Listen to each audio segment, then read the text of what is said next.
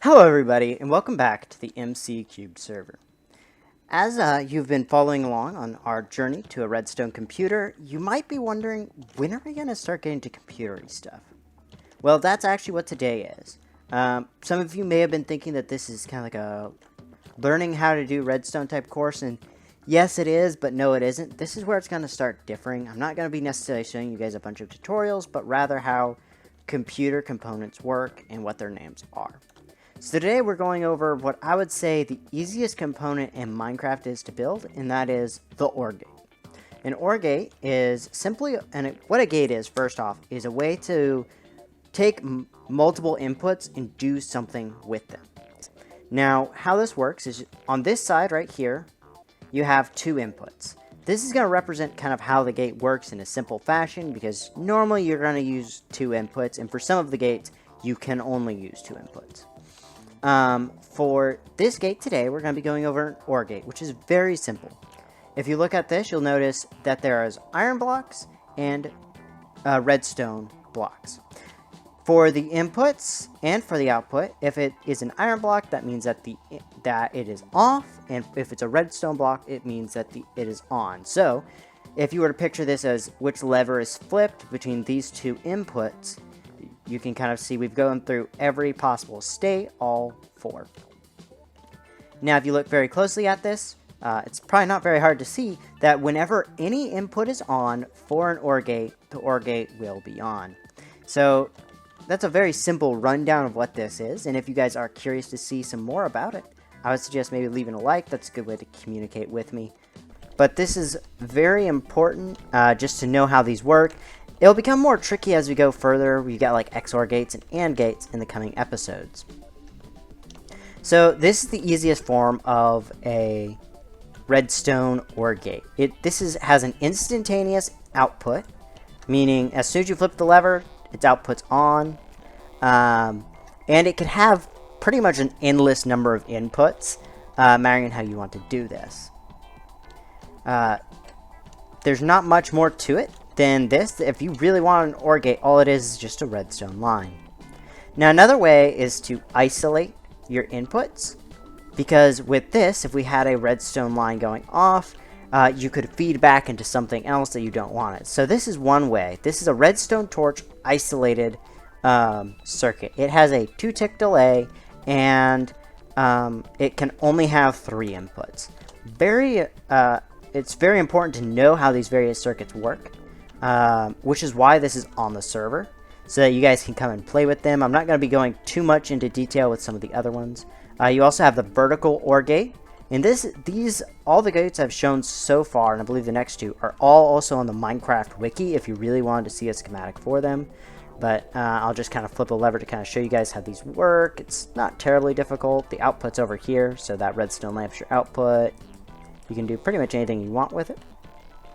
Then you can also isolate things with non-solid blocks, such as slabs or glass panes. Works the same way. These both have pretty much endless numbers of inputs. I think for the slab, you can't do anything on the bottom, though. So just keep that in mind as you're building them. The next stage is the observer-based gate. Now, this is actually based off of someone else's video, and I can't remember off the top of my head. Maybe I'll put a link in the description. So this works very simply. So right here, this little body right here is what I would call your writer. And then this torch with the rail here, I would call your writer. Or reader. So this reads the output from your writer. So if we just flip one lever, you'll notice this powers this block, which powers the rail, and then this observer firing this piston, which gives an output. Now, a special thing to note when you are building one of these observer-based gates, because we will be building some in the future, is that how you set it up, you want to have it set up in your off state when it is off. Because one thing goes wrong, if we were to update one of these pistons, this can actually change instantly into an AND gate, an XOR gate, or some other thing, and it's not going to do what you want. So you've got to be very careful. Oftentimes what I would do is kind of like build it over this way. So I'd add basically these first two pistons. That way nothing else is being up. I would have the inputs already in place, put these pistons on, and then place the rest. And then have our reader set up on the other side so that I can easily build that. This right here is just a shrunk down version of this one. Pretty much works identically. I just shrank it so that it would have a much smaller footprint. Then you also have an isolated OR gate, another form of an isolated OR gate that works similar to how an AND gate does, but does an extra inversion to make an OR gate. So I believe this would actually be a NAND operative, an NAND-based OR gate, which we might go over NAND gates in the future. These two right here are are versions of what I would call a blooming OR. And what a blooming OR does is it basically like has all of the inputs come into one block, and then they come back out, and then all of your outputs go back outward, kind of making this flower or blooming type structure. Really cool. I'll just kind of show you guys how this one works. I have a simplified design right here for this other one, because I just like some, these can do all sorts of things. The next is some designs by my good friend Star Strikes. So he noticed some of these designs and was like, well, these are so big and complicated, why do that? So here's one where you just power a piston and it powers another block. Again, so all an OR gate is whenever there's an input going on to whatever block you want to power, it just powers it. OR gates are the simplest possible gate you can design.